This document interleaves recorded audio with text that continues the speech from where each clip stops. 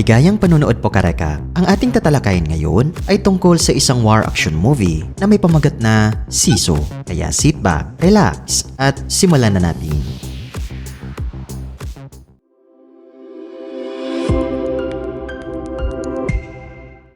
Nagsisimula ang pelikula mga karekap sa taong 1944 nang malapit nang matapos ang ikalawang digmaang pandaigdig. Nilagdaan ng Finland at ng Soviet Union na paatrasin ang mga Nazi at paalisin sila mula sa Lapland. Bilang tugon ay ginamit ng mga Nazi ang isang mapanirang estratehiya na tinatawag na Scorched Earth na ang layunin ay sirain ang lahat ng bagay na maaring pakinabangan ng kanilang mga kalaban. Sa malayong kagubatan ng Lapland ay naroon ang isang dating Finnish commando na nagngangalang Korpi. Pinili niyang iwanan ang gyera at mamuhay ng payapa kasama ang kanyang tapat na aso at matibay na kabayo. Sa kabila ng lahat ay determinado siyang maghanap ng ginto sa ilog at hindi susuko hanggat hindi niya matatagpuan kahit isang butil na magpapatunay na tama ang kanyang ginagawa. Makalipas ang ilang araw ng paghuhukay, sa wakas ay natuklasan niya ang isang malaking deposito ng ginto. Dahil dito karekap ay napaluha siya sa sobrang tuwa at dahan-dahan niyang pinirapiraso ang mga ginto hanggang maging mga gintong tipak. Iningatan niya itong mabuti sa kanyang tent at hindi na natulog sa buong gabi para siguraduhin walang magnanakaw nito. Kinabukasan karekap ay inipon ni Korpi ang lahat ng ginto sa isang bag at umalis sakay ng kanyang kabayo. Ngunit makalipas ang ilang oras ay nakatagpo siya ng grupo ng mga Nazi na pinamumunuan ni General Bruno. Mayroon silang tangke at truck na puno ng mga babaeng bihag kung saan isa sa mga sundalong si Wolf ay inaabuso ang mga ito. Nagpatuloy lamang si Korpi sa paglalakad, dumaan sa kanila at bahagyang nagtama ng tingin kay Bruno, ngunit hindi sila pinansin. Naisa ng barilin siya ni Wolf pero pinigilan siya ni Bruno. Alam kasi nitong patungo si Korpi sa sarili niyang kapahamakan. Habang nagpapatuloy sa daan ay nadaanan ni Korpi ang mga bangkay na iniwan ng mga Nazi. Hindi siya natinag sa malagim na tanawin at kalaunan ay nasalubong niya ang isang truck na may 4 pang sundalo. Pinababa siya sa kanyang kabayo at siniyasat ang kanyang mga dala. Hindi nagtagal ay natuklasan nila ang ginto. Pero may handang plano na si Korpi at agad niyang inutusan ng kanyang aso na tumakbo palayo. Isa sa mga sundalo ang nagtangkang barilin ito, ngunit mabilis na nakaiwas ang aso. Tinawag pa ng isa si Korpi na matanda at hindi nagtagal ay mabilis na kumilos si Korpi, tinugot ang kanyang kutsilyo at sinaksak ito sa ulo. Nag-init ang laban at nakipagbakbakan siya ng mano-mano gamit ang kanyang kutsilyo at ang katawan ng kalaban bilang panangga sa putok ng bala. Nang muling sumiklab ang putukan, ay kinuha niya ang helmet ng isa at walang awa itong ginulpe hanggang sa mamatay.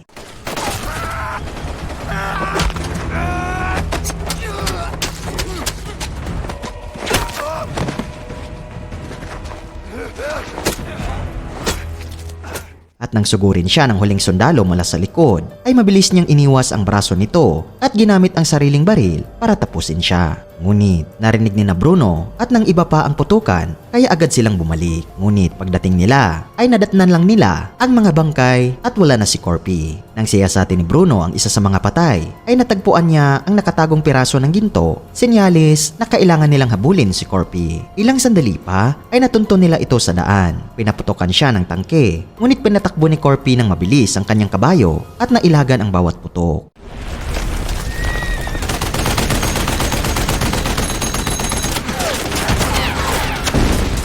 Sa kasamaang palad ay nakapasok siya sa isang minefield. Pinahinto ni Bruno ang pagpaputok at naghintay ng tiyak na pagkatalo ng kalaban. Ngunit nang sumabog ang isa sa mga bomba ay tinamaan ang kabayo ni Korpi at nasawi. Sugatan ngunit buhay ay nagpaalam si Korpi sa kanyang kabayo bago ihanda ang sarili para sa kanyang paghihiganti. Habang papalapit ang mga Nazi karekap ay mabilis niyang kinuha ang mga gintong nagkalat. Napansin ito ni Bruno kaya pinahinto ang kanilang mga sasakyan. Hinayaan si Korpi na pulutin ang ginto kaysa malagay sa panganib ang sarili nilang buhay. Bit-bit ang ginto ay pumulot siya ng bato at bago pa man makapag-utos si Bruno na magpaputok ay inihagis niya ang bato papunta sa isang bomba at nagkaroon ng malakas na pagsabog at bumalot ng usok sa paligid. Habang walang tigil sa pagpaputok ang mga Nazi ay ginamit naman ni Korpi ang kanyang plato sa pagmimina bilang pansamantalang panangga.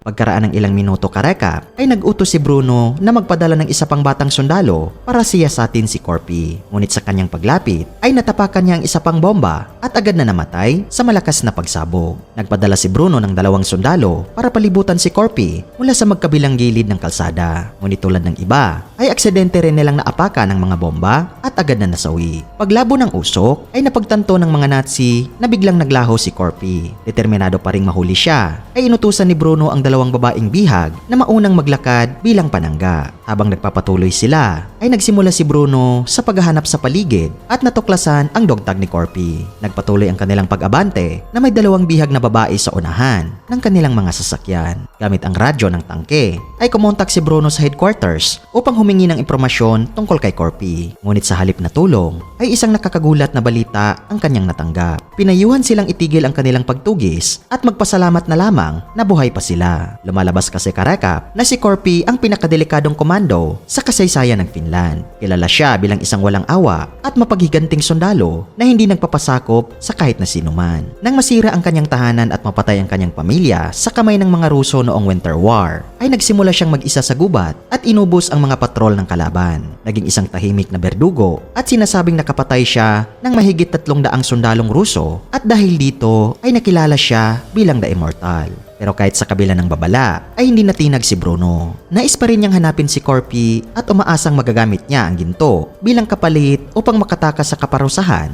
lalo't nalulugi na ang mga Nazi sa digmaan. Samantala, ay pinagpatuloy ni Corpy ang kanyang paglalakbay hanggang matagpuan niya ang isang sinunog na truck na may bangkay. Ginamit niya ito bilang taguan at sumilong upang gamutin ang kanyang mga sugat. Matapang niyang hinugot ang mga bala gamit ang sariling kutsilyo at tinakpan ng lupa ang sugat para hindi magdugo. Maya-maya ay bumalik ang kanyang tapat na aso at tahimik siyang binantayan mula sa malayo at hindi iniwan ang kanyang amo. Napahimbing si Corpy, ngunit ilang oras lang ang lumipas ay bigla siyang nagising dahil sa kaluskos. Dumating na ang mga Nazi kasama ang mga sinanay na aso na nakatutok sa kanyang amoy. Agad na nagtago si Corpy sa ilalim ng nasunog na truck. Tahimik na pinagmamasdan ng mga Nazi na dumadaan. Nang dumating ang huling truck ay sinamantalan niya ang pagkakataon at mabilis na kumapit sa ilalim nito. Binutas niya ang tangke ng gasolina dahilan upang kumalat ito sa kalsada at mahirapan ang mga asong sundan ang kanyang bakas. Kuminto ang mga sundalo upang magplano ng bagong estratehiya, kaya nakahanap ng tiempo si Corpy upang makatakas. Ngunit agad siyang naamoy ng aso at tinahulan,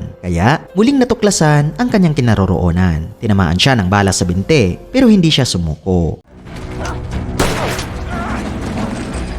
Nagpasya si Bruno na pakawala ng mga aso para habulin siya. Ngunit sa halip na umatras, ay walang takot na sinindihan ni Corpy ang sarili niyang damit na basang-basa ng gasolina. Nataranta ang mga aso at umurong dahil natakot ito sa apoy. Inabol siya ng mga sundalo hanggang sa mapilitang tumalon si Corpy sa isang lawa. Inutusan ni Bruno ang kanyang mga tauhan na maghintay hanggang lumitaw si Corpy para huminga. Ngunit dahil sa kanyang pambihirang lakas, ay nagtagal siya sa ilalim ng tubig. Nang sa wakas ay lumitaw ang ulo ni Corpy, ay agad siyang pinaputukan ng mga sundalo at iniisip na napatay na nila ito. Kumbinsido silang nagtagumpay ay 3 sundalo ang sumakay sa bangka para kunin ang ginto. Ngunit sa pagbagsak ng isa sa tubig ay biglang umatake si Corpy mula sa likod at sinaksak ito hanggang sa mamatay.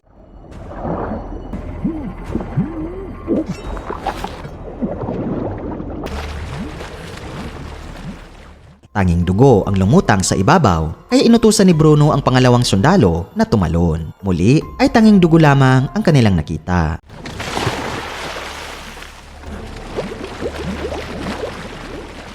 Dahil sa takot ay nag-atubili ang ikatlo at tinangkang tumakas gamit ang bangka. Ngunit inakalang pagtataksil ito ni Wolf kaya agad niya itong binaril.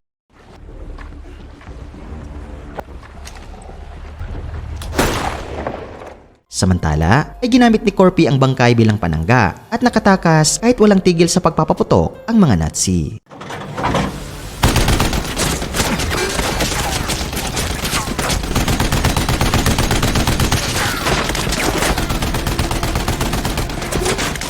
Muli ay lumitaw ang kanyang aso, handang sumunod ngunit napigilan ng tubig. Matapos ang mahabang oras ng paglalakad, ay nakarating din si Corpy sa pinakamalapit na bayan. Ngunit sa halip na ginhawa, ay tumambad sa kanya ang nakakapangilabot na tanawin dahil ang buong bayan ay nilamon ng apoy sa ilalim ng madilim na kalangitan. Uminit ang kanyang dibdib at sa sobrang pagod ay tuluyan siyang nanghina. Kaya naghanap ng masisilungan si Corpy sa isang sirang gasolinahan. Pero hindi siya mapahinga dahil sa matinding sakit ng kanyang sugatang binti na nagpabalik bumalik ng alaala noong araw na nawala ang kanyang pamilya. Habang unti-unti na siyang nadadala ng antok, ay biglang nagising si Corpy sa malakas na tahol ng aso. Paglabas niya mula sa kanyang pinagtataguan, ay muli niyang nasilayan ang kanyang tapat na aso. Ngunit, agad niyang napansin na may nakasabit na sinding dinameta sa kwelyo nito. Kaya, mabilis niyang hinugot at itinapon palayo. Ngunit sumabog pa rin iyon nang malapit sa kanya.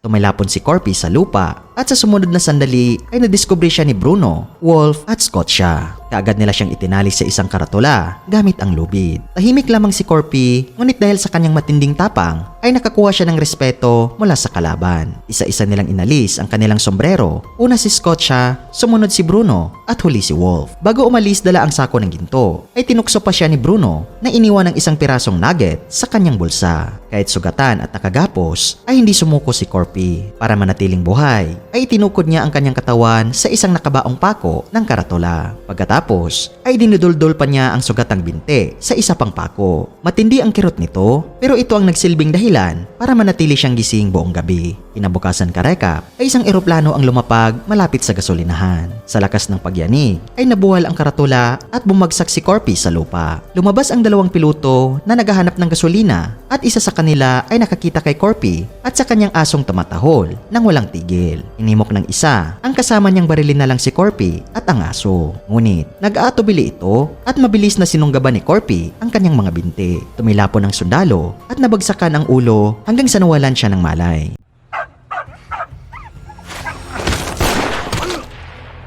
Dahil sa ingay ng aso, ay lumapit ang isa pang piloto, hudyat para kay Corpy na umatake mula sa likod gamit ang ladrilyo. Sa puntong iyon, ay inakala niyang wala na siyang pag-asa at ibinaon na sana niya sa lupa ang nugget na iniwan ni Bruno. Ngunit, napansin niyang gumalaw ang ikalawang piloto at buhay pa pala. Doon naisip ni Corpy na maaari niyang magamit ang eroplanong ito. Sa harap ng natatakot na piloto, ay dahan-dahan niyang tinanggal ang lahat ng bala at metal na nakabaon sa kanyang sugat. Sinunog niya ang mga ito para isara ang sugat, tinalian ng alambre at nilinis gamit ang gasolina. Maya-maya ay umalis sila sakay ng eroplano kahit labag sa loob ng piloto. Napilitan si Corpy na iwan ang kanyang aso na malungkot na naiwan sa lupa. Hindi nagtagal karekap ay nasalubong ng mga Nazi ang isang bumagsak na eroplano na humarang sa kanilang daraanan. Maingat itong nilapitan ni Wolf at Scotia at laking gulat nila nang makita ang bangkay ng piloto sa loob na may lubid sa leeg na gawa mismo ni Wolf. Dahil dito ay napagtanto ni Bruno na patibong iyon ni Corpy at muling napatunayan kung gaano siya kadelikado. Maya-maya ay nagpatuloy sila sa kanilang biyahe. Dalawang sundalo ang nakasama sa truck ng mga bihag at narinig ni Aino ang kanilang pag-uusap. Pinaliwanag niya na wala silang tsansa at hindi nila kayang gawin ang hindi nagawa ng daan-daang Ruso. Hindi talaga immortal si Corpy, pero ang kanyang diwa ay hindi sumusuko. Sa Finland ay tinatawag nila itong siso, isang salita na sumasagisag sa walang hanggang tapang at hindi matatawarang determinasyon. Ilang sandali pa karekap ay biglang natumba ang isa sa mga sundalo sa truck at ang isa na may biglang nahila palabas at nadurog sa ilalim ng paparating na tangke. Tinangkang pulutin ni Aino ang baril ng sundalo, ngunit mabilis na nagpakita si Corpy. Umakyat siya sa truck at inagaw ang baril bago pa ito maagaw ng bihag. Napagtanto niyang mga preso ang mga ito, kaya't ibinigay niya kay Aino ang baril bilang pagtitiwala. Pagkatapos, ay umakyat siya sa bubong ng truck at sinaksak ang driver mula sa itaas. Hinila niya ang bangkay palabas para si Aino na ang magmaneho. Pinatakbo nila ang truck palapit sa tangke at tumalon si Corpy papunta rito. Nang magsimulang magduda ang mga nasa loob, ay ginamit naman ng mga babae ang bangkay upang linlangin sila. Habang minamaneho ni Aino ang truck palapit sa isa pang sasakyan ng mga Nazi, ay sabay nilang sinimulan ang putukan. Namatay ang lahat ng sundalo sa loob at si Aino mismo ang pumatay sa driver dahilan upang mahulog ang truck sa bangin.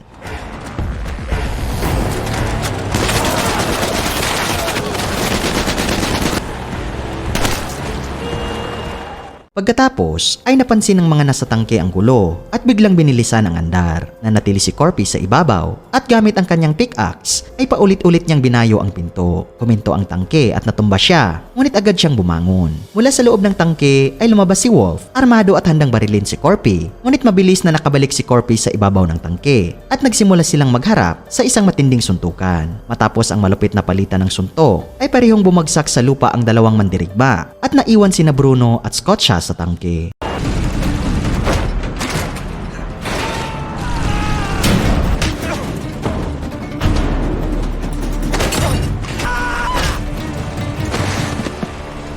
Samantala, si Corpy ay nakapuntos pa ng ilang mabibigat na suntok kay Wolf. Pero bago niya maibigay ang huling dagok, ay dalawang sundalo ang biglang dumating sakay ng motorsiklo. Nang makilala nila ang maalamat na si Corpy, ay agad silang tumakbo sa takot. Sinamantala ni Corpy ang pagkakataon, inagaw ang motorsiklo at agad na sinunda ng tangke. Akala ni Wolf ay nakatakas na siya, ngunit bigla namang lumitaw ang mga babaeng uhaw sa paghihiganti. Sa kalaunan ay huminto ang tangke upang makipagtagpo sa isang piloto na may gumaganang eroplano. Pero may espasyo lang para sa isang tao. Walang pag-aalinlangan ay pinatay ni Bruno si Scotia at tumakas sakay ng eroplano kasama ang piloto. Hindi niya inaasahan na dumating si Corpy sakay ng motorsiklo at agad na nagpaputok. Kahit bintana lang ng eroplano ang nabasag, bago ito makalipad ay pumwesto siya sa ilalim nito, hawak ang kanyang pickaxe at nang silipin siya ni Bruno mula sa itaas, ay nakala niyang naiwan si Corpy at hindi niya alam na iniwan na ni Corpy ang motorsiklo. Kumapit si Corpy sa eroplano gamit ang kanyang pickaxe. Delikado ang kanyang galaw at muntik na siyang mahulog, pero nagawa niyang kumapit sa gulong. Dahan-dahan siyang makapasok sa eroplano sa pamamagitan ng pagbubutas sa sahig ng bomb room gamit ang kanyang pickaxe. Nang marinig ni Bruno ang kakaibang ingay, ay hindi siya naniniwala sa palusot ng piloto na luma lamang ang eroplano. Kaya agad niya itong sinilip at doon siya inatake ni Corpy simula ng isa na namang brutal na bakbakan. Matitinding suntok at sipa ang pinakawala ng dalawa, ngunit mas malinaw ang galing ni Corpy. Subalit, dahil sa matinding sugat niya, ay nagawa siyang ma-overpower ni Bruno.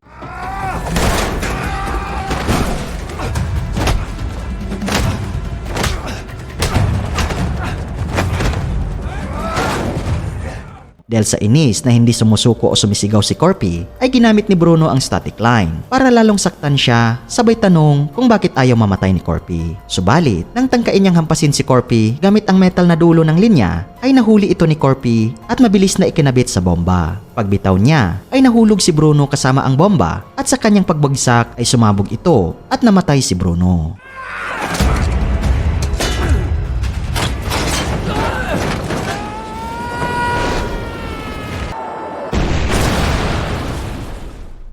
Pagod na si Corpy at sabik na magpahinga. Ngunit biglang yumanig ng gusto ang eroplano, dahilan para siya'y mahulog pababa. Doon nalaman na patay na pala ang piloto mula sa tama ng bala kanina. Desperado ng mabuhay, ay kinuha ni Corpy ang bag ng ginto at mahigpit itong isinabit sa kanyang katawan bago bumagsak ang eroplano na nagdulot ng isa na namang pagsabog.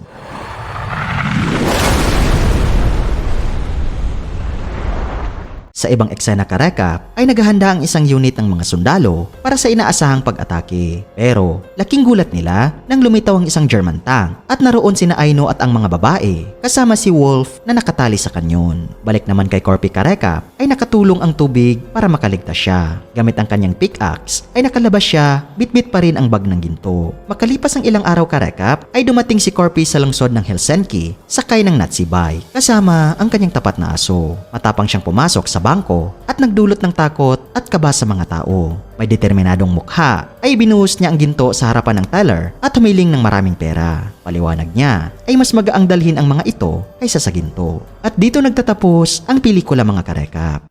Kung nagustuhan nyo karekap ang movie recap natin ngayon, ay inanyayahan kita na mag-subscribe at pakipindot na din ang notification bell para palagi kang updated sa mga susunod naming videos. Maraming salamat sa panunood. Cheers!